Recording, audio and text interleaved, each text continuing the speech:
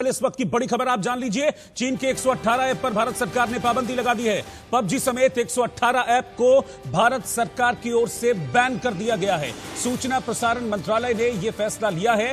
भारत की सुरक्षा के लिए ये ऐप खतरनाक थे, ये सरकार की ओर से कहा गया है। सूचना प्रसारण मंत्रालय ने यह फैसला लिया है कि 118 ऐप पर पूरी तरह से अब भारत में पाबंदी लगाई जाती है। आपको बता दें कि इससे पहले भी एक कड़ा कदम उठाया गया था जब 59 ऐप बैन कर दिए गए थे चीन के, और अब 118 ऐप्स पर सरकार की ओर से पाबंदी लगा दी गई है। एक तरीके से चीन को स्ट्रांग मैसेज देने की कोशिश है कि अगर आप एलएसी पर इस तरह की हरकत करोगे, एलएसी पर धोखेबाजी करोगे, पीठ में खंजर घोंपने की कोशिश करोगे, तो फिर हर मोर्चे पर मारेगा भारत।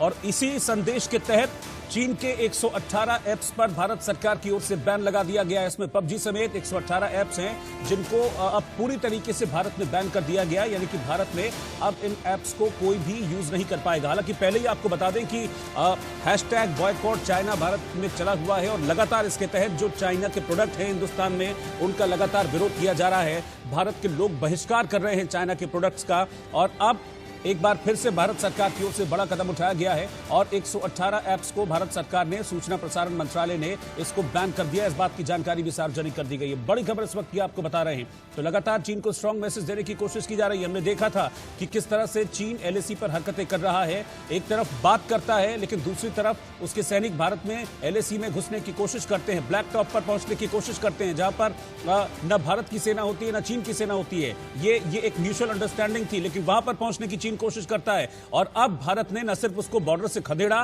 ब्लैक टॉप से चीन को खदेड़ा, बल्कि हिंदुस्तान से भी चीन के ऐप्स हैं जिनके जरिए चीन कमाई करता है, करोड़ों अरबों डॉलर चीन की कमाई करता है ऐप्स के जरिए, उनको भी भारत से हटा दिया गया है। यानी कि आर्थिक तौर पर भी चीन की कमर तोड़ने की पूरी तैयारी भारत सरकार ने कर ली और ये सीधा और स्ट्रांग मैसेज और स्ट्रांग वार किया गया है चीन के ऊपर। इस वक्त की बड़ी खबर आपको बता रहे हैं। 118 ऐप्स पर भारत सरकार ने पाबंदी लगा दी। इससे पहले भी 59 ऐप बैन किए गए थे और उसके बाद अगला कदम यह उठाया गया था कि जो पहले 59 ऐप बैन किए गए थे, उनका जो लाइट वर्जन थे, जो हिंदुस्तान में कहीं कहीं यूज हो रहे थे, उनको भी बैन किया गया था भारत की तरफ से। उस वक्त 54 ऐसे लाइट ऐप्स को बैन किया गया था और उसके बाद अब 118 ऐप्स पर भारत सरकार की ओर से पाबंदी लगा दी गई है। तो ये स्ट्रांग मैसेज, बड़ा कदम भारत सरकार की ओर से, सीधे तौर पर चीन को ये स्ट्रांग मैसेज दिया गया।